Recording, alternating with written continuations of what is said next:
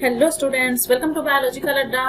And आज हम करने जा रहे हैं लाइफ प्रोसेसेस चैप्टर की एक्सरसाइज। लाइफ प्रोसेसेस चैप्टर के लेक्चर्स हम पहले ही कर चुके हैं, 4 पार्ट्स में हमने उसे कंप्लीट किया था क्योंकि हमारे पास 4 लाइफ प्रोसेसेस थे, nutrition, respiration, transport and excretion. उन चारों को हमने सेपरेट 4 लेक्चर्स में कंप्लीट किया था, जिसकी प्लेलिस्ट आपको डिस्क्रिप्शन में मिल जाएगी क्लास 10th साइंस के नेम से, और इस पूरी एक्सरसाइज की पीडीएफ भी आपको डिस्क्रिप्शन बॉक्स में मैं प्रोवाइड कर दूंगी।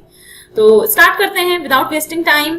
4 ऑब्जेक्टिव क्वेश्चन गिवन है स्टार्टिंग में, उसके बाद आपके डिस्क्रिप्टिव क्वेश्चंस हैं। तो फर्स्ट ऑब्जेक्टिव क्वेश्चन क्या है इसमें? The kidneys in human being are a part of system for. Kidneys का काम क्या होता है?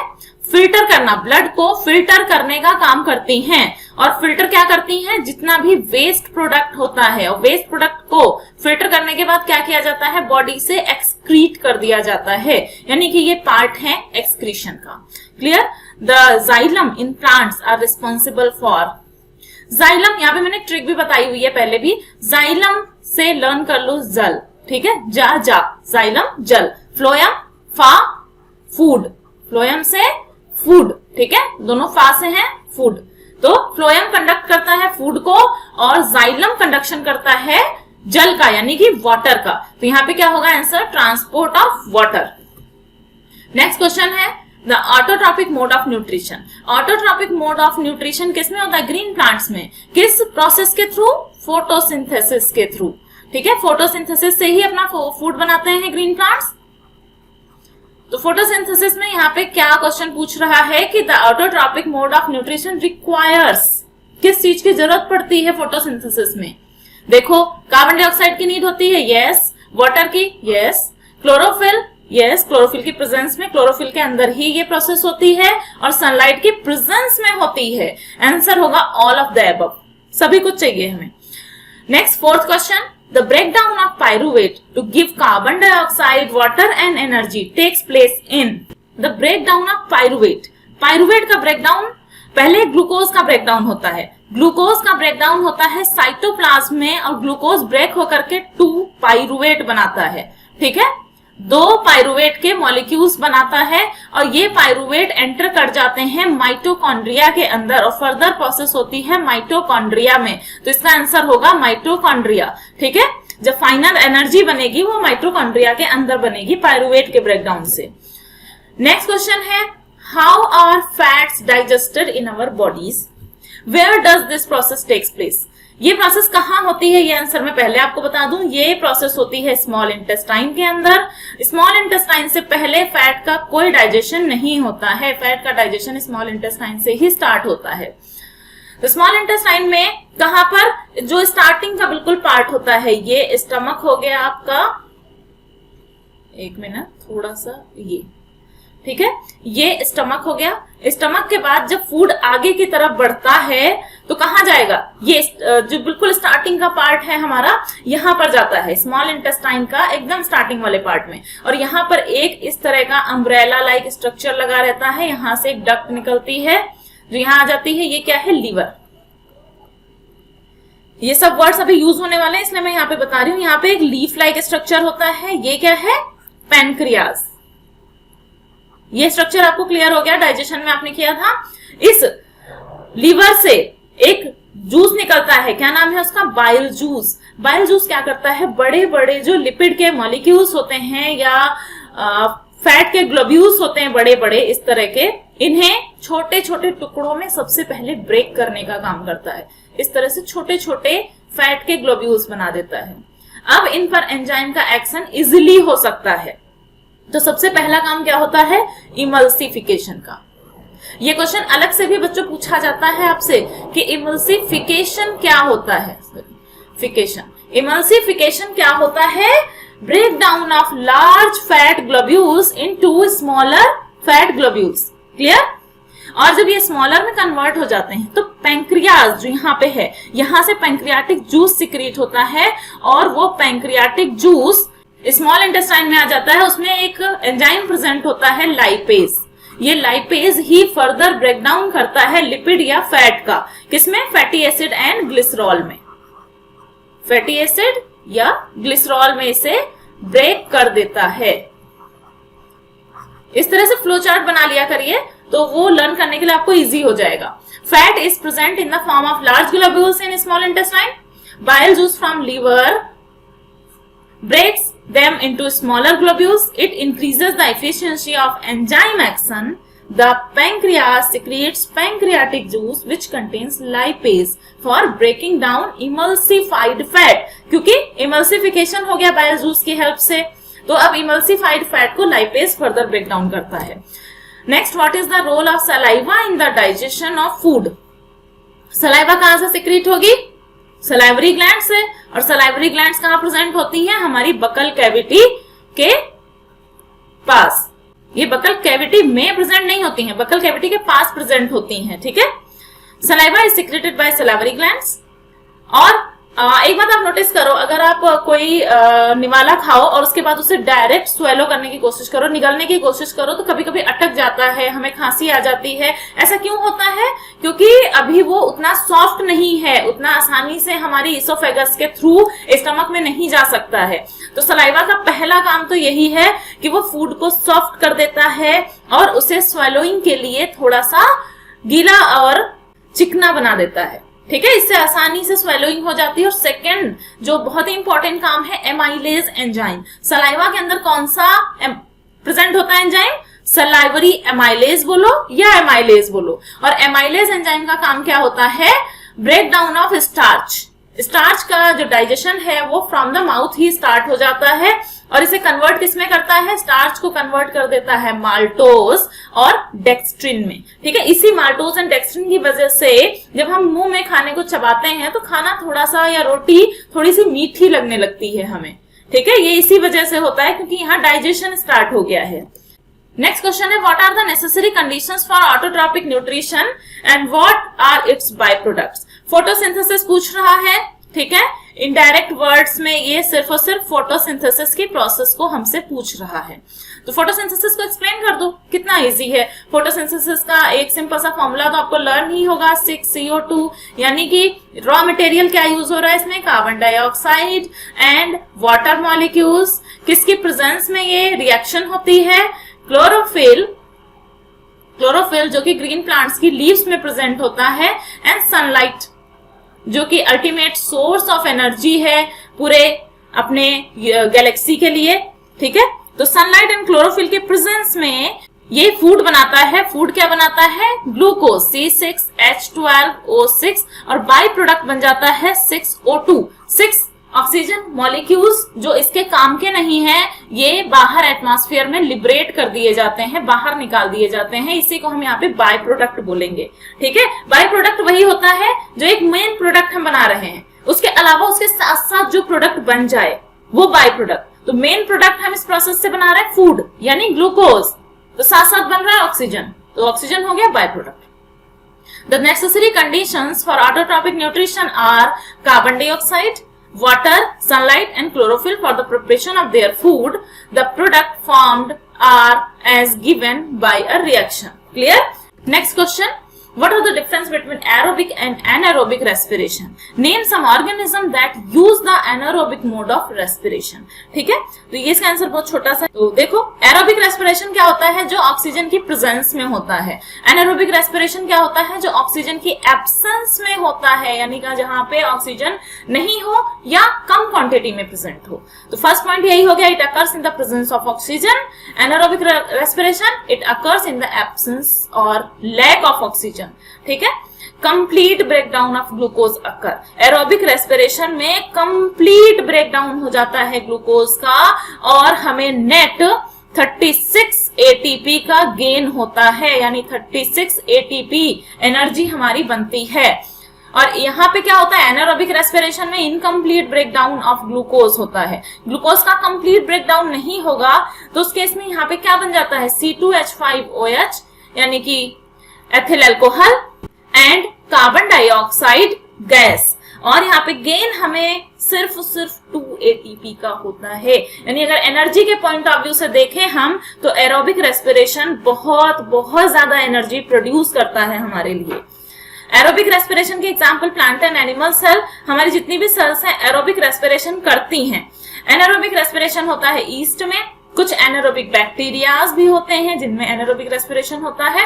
और कभी कभी जब हम बहुत रिगुलस एक्सरसाइज करते हैं, जिम के अंदर जाकर के एक्सरसाइज करते हैं, है ना, तो क्या होता है उस टाइम पे हमें बहुत ज्यादा नीड होती है एनर्जी की और ब्रेक डाउन ऑफ ग्लूकोज की, बट उतना ज्यादा हो नहीं पाता, उतनी ज्यादा सफिशिएंट अमाउंट में ऑक्सीजन हमारी बॉडी को मिल नहीं पाती है उस टाइम पीरियड पे। इसलिए क्या होता है वहां पे लैक ऑफ ऑक्सीजन हो जाता है कुछ टाइम पीरियड के लिए, और यहाँ पे बन जाता है लैक्टिक एसिड हमारी मसल्स में, जिसकी वजह से हमें मस्कुलर पेन भी होता है। अगर ये क्वेश्चन आता है मस्कुलर पेन क्यों होता है, तो मस्कुलर पेन का आंसर यही है, लैक ऑफ ऑक्सीजन की वजह से लैक्टिक एसिड फॉर्म हो जाता है और लैक्टिक एसिड पेन कॉज करता है हमारी मसल्स में। नेक्स्ट क्वेश्चन है, how are the alveoli designed to maximise the exchange of gases. ठीक है, एल्वियोलाई के थ्रू एक्सचेंज ऑफ गैसेस कैसे होता है या मैक्सिमाइज कैसे करते हैं एक्सचेंज ऑफ गैसेस को। एल्वियोलाई कहाँ प्रेजेंट होती है, हमारे लंग्स में। लंग्स में एकदम लास्ट वाला पार्ट होती है एल्वियोलाई, जिसके अंदर फाइनली एयर फिल होती है, और ये छोटे छोटे बलून लाइक या ग्रेप्स लाइक स्ट्रक्चर होते हैं जिनके चारों ओर ब्लड की कैपिलरीज लिपटी हुई होती हैं। ब्लड की कैपिलरीज, जो ये लिपटी हुई ब्लड की कैपिलरीज हैं, ये कहां से आई हैं, हार्ट से आई हैं। हार्ट से पल्मोनरी आर्टरी क्या लेकर आई है, डीऑक्सीजनेटेड ब्लड लेकर आई है, और वो डीऑक्सीजनेटेड ब्लड के अंदर किसकी अबंडेंस होगी, कि कौन सी गैस ज्यादा होगी, CO2 गैस ज्यादा होगी। तो वो CO2 गैस, ये जो एल्वियोलाई हैं उनके अंदर ये CO2 डाल दी जाएगी, और जो एयर फिल्ड एल्वियोलाइज हैं उसके अंदर क्या किस चीज की क्वांटिटी ज्यादा होगी, O2 की क्वांटिटी ज्यादा होगी। तो O2 की क्वांटिटी कहाँ डाल दी जाएगी, ब्लड कैपिलरीज में। तो जो ये डीऑक्सीजनेटेड पल्मोनरी आर्टरी के थ्रू हार्ट से आया था, वहां पे CO2 ले ली जाएगी और उसमें O2 डाल दी जाएगी। तो O2 डालने के बाद अब वो कैसा ब्लड हो जाएगा, ऑक्सीजनेटेड ब्लड हो जाएगा, और अब वो पल्मोनरी वेन के थ्रू हार्ट में चला जाएगा। ठीक है, ये अभी हम नेक्स्ट क्वेश्चंस में देखेंगे जिसमें हमने डबल सर्कुलेटरी सिस्टम किया है, तो और ज्यादा क्लियर हो जाएगा ये वाला पार्ट। यहाँ पर आप देख लो आंसर क्या है इसका, alveoli present in the lungs are responsible for the exchange of gases. Alveoli में ही एक्सचेंज ऑफ गैसेस होता है। These are grapes like structure, दिख भी रहे हैं, surrounded by the blood capillaries, they provide a very large surface area। ठीक है, क्या प्रोवाइड कर रहे हैं, लार्ज सरफेस एरिया प्रोवाइड कर रहे हैं। सरफेस एरिया क्या होता है, ये जैसे ये एक एल्वियोलाई हमने बड़ी सी बना दी, ठीक है, यहाँ पे बलून जैसी, तो ये यहाँ से लेके यहाँ तक ये जितना भी एरिया है ये सरफेस एरिया है। तो इतना एरिया ये एक्सचेंज ऑफ गैसेस के लिए प्रोवाइड कर रहे हैं। ठीक है, for the absorption of gases or exchange of gases, this maximizes the exchange of gases in alveoli। Answer clear हो गया आई थिंक। नेक्स्ट क्वेश्चन देखते हैं, what would be the consequences of a deficiency of hemoglobin in our bodies। क्या हो सकता है अगर हमारी बॉडी में हीमोग्लोबिन की डिफिशियंसी हो जाती है। हीमोग्लोबिन क्या है, ये एक पार्ट लिखा हुआ है यहाँ पे, हीमोग्लोबिन रेस्पिरेटरी पिगमेंट है हमारी बॉडी का। रेस्पिरेटरी पिगमेंट यानी कि यही ऑक्सीजन को कैरी करते हैं अपने साथ में। ये स्ट्रक्चर है हीमोग्लोबिन का, इसके अंदर ये एक हीम पार्ट दिखाया गया है।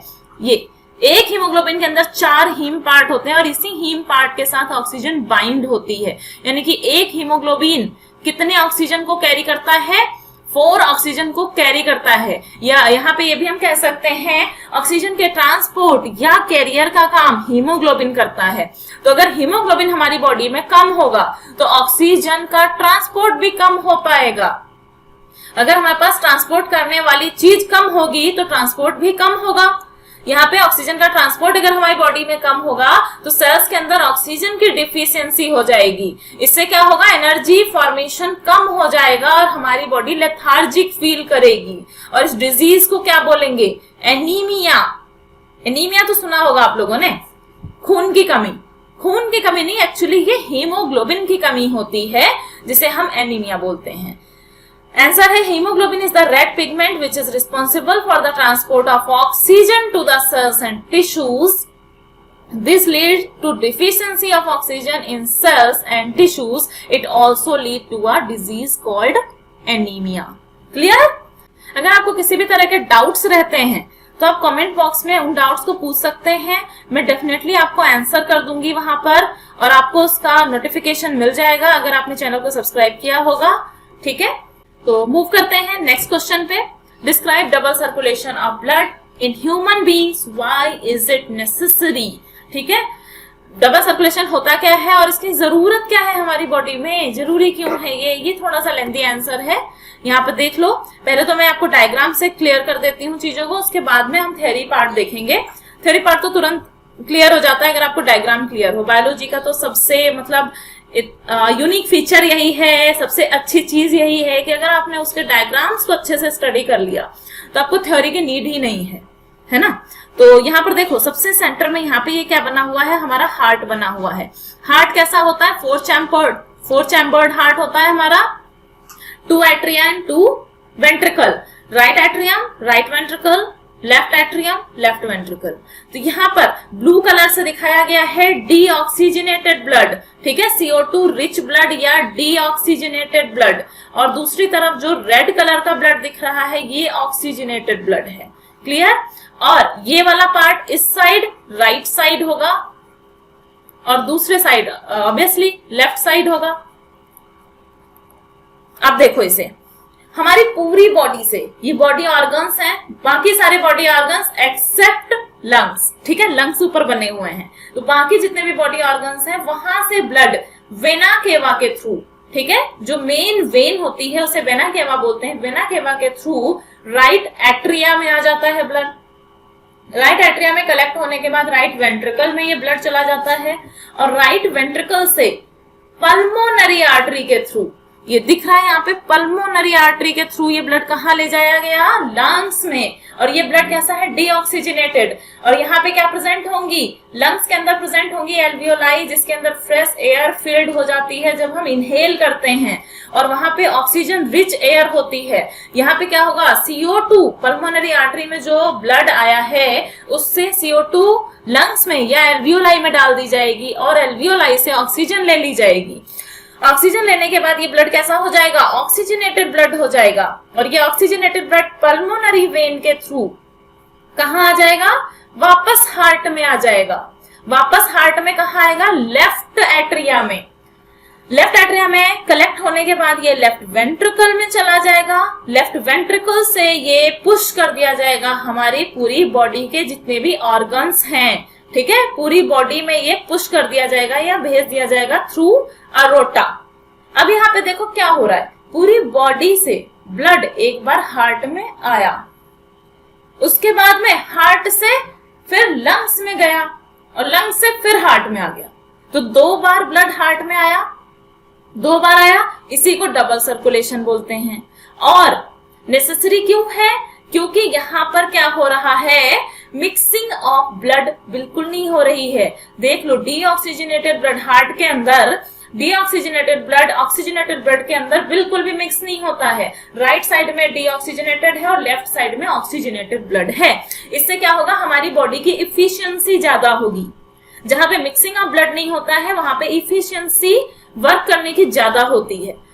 तो अब एक बार थ्योरी से देख लेते हैं कौन कौन से 2 सर्कुलेशन है। एक सिस्टेमिक सर्कुलेशन है जो कि बॉडी से हो रहा है, और एक पल्मोनरी सर्कुलेशन है जो कि लंग्स में हो रहा है, ठीक है।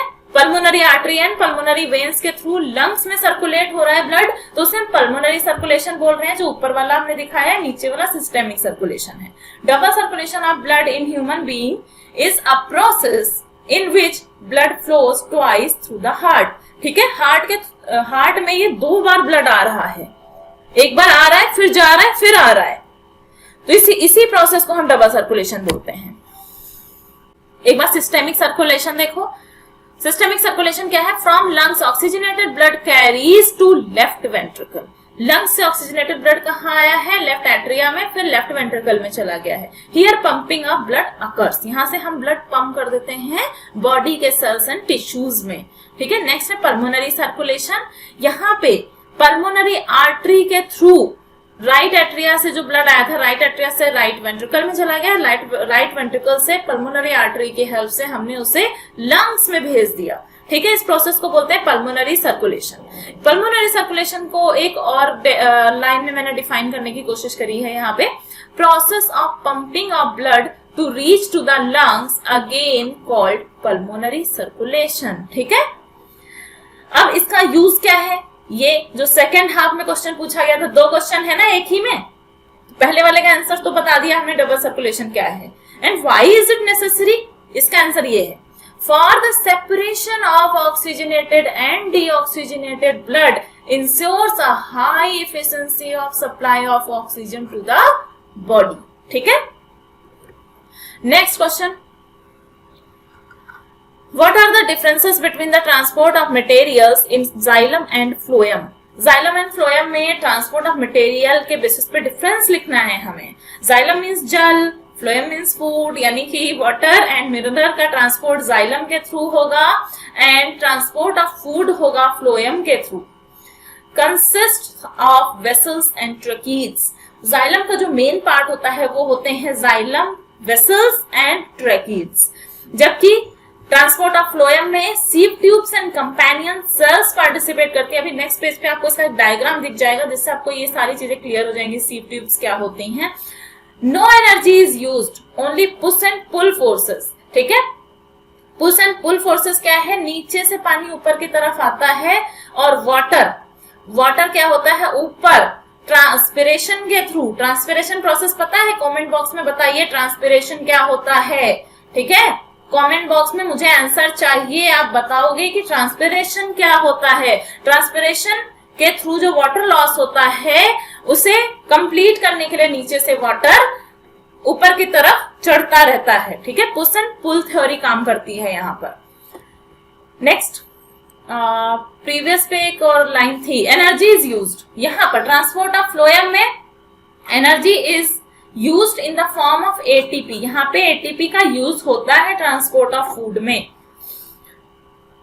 उसके बाद जाइलम में देखो, transport occur from root hair to leaves and other parts, यानी कि ये ट्रांसपोर्ट कैसा होता है, यूनिडायरेक्शनल होता है, सिर्फ और सिर्फ एक ही डायरेक्शन में ट्रांसपोर्ट ऑफ वाटर होता है, ऊपर की तरफ। ठीक है, नीचे की तरफ पानी नहीं जाता है, ऊपर की तरफ ही जाता है। लेकिन ट्रांसपोर्टेशन ऑफ फूड यानी कि फ्लोएम में जो ट्रांसपोर्टेशन होता है वो बाई डायरेक्शनल होता है। लीव्स में जैसे खाना बना तो लीव्स में से फूड निकला और ऊपर भी जा सकता है और नीचे भी जा सकता है, क्योंकि प्लांट के हर एक पार्ट को फूड की नीड होती है। अब लीव्स जहां पर हैं वहां से टिप पर भी फूड जाना है और रूट में भी फूड जाना है। तो एक बार डायग्राम देखो, पहला वाला डायग्राम, इस साइड वाला ये जाइलम का डायग्राम है। जाइलम में वाटर एंड मिनरल का ट्रांसपोर्ट हो रहा है, नो एंड वॉल्स होती हैं बिटवीन सेल्स, ये एक सेल है, ये दूसरी सेल है, इसके बीच में कोई भी एंड प्लेट या एंड वॉल नहीं है। लेकिन फ्लोएम में अगर देखोगे तो यहाँ पर एंड वॉल होती है, और यहाँ पे क्या है, सीव प्लेट। सीव मीन्स क्या होता है, छन्नी। देखो छन्नी जैसी है, बीच बीच में छेद है यहाँ पे, तो छन्नी जैसी ये सीव प्लेट्स होती हैं, एंड वॉल्स होती हैं फ्लोएम में। वन वे ओनली यूनिडायरेक्शनल होता है, टू वे मूवमेंट यानी कि बाई डायरेक्शनल होता है। Outer cells are not living. ठीक है, ये जो सेल्स हैं ये नॉट लिविंग है, और इसमें किसकी थिकनिंग हो जाती है, लिग्निन की। ठीक है, यहाँ पर लिग्निन की थिकनिंग हो जाती है, नॉट लिविंग है। सेल्स आर लिविंग यहाँ पर फ्लोएम में cells are living but need support.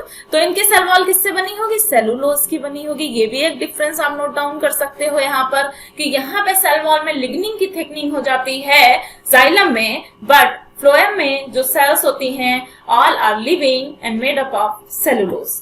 Clear? Next question, compare the functioning of alveoli in the lungs and nephrons in the kidneys with respect to their structure and functioning. Alveoli का तो आपने function, structure सब कुछ देख लिया है, and nephrons excretory system का part होते हैं, यूनिट होते हैं, किडनी की एक यूनिट होते हैं नेफ्रॉन्स, जो कि यूरिन फॉर्मेशन में हेल्प करते हैं। फर्स्ट डिफरेंस देखो, एल्वियोलाई में फंक्शनल यूनिट ऑफ लंग्स, और यहाँ पे क्या होगा, नेफ्रॉन्स क्या होते हैं, functional and structural unit of kidney. Sorry, यहाँ पे लिखना था किडनी। नेक्स्ट है, provides wider areas for exchange of gases.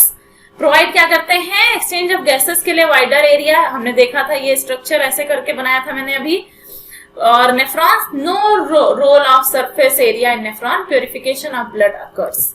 Next point है एल्वियोलाई में नो रीएब्जॉर्प्शन अकर, एक बार CO2 ले ली और O2 दे दी, अब किसी का रीएब्जॉर्प्शन एल्वियोलाई के अंदर नहीं होना है। क्लियर, यहाँ पे कोई भी रीएब्जॉर्प्शन नहीं होता है, बट नेफ्रॉन्स में सिलेक्टिव रीअब्जॉर्प्शन होता है। अगर वाटर हमने ज्यादा यूरिन में भेज दिया है तो हम उसको वापस से रीअब्जॉर्ब कर लेंगे।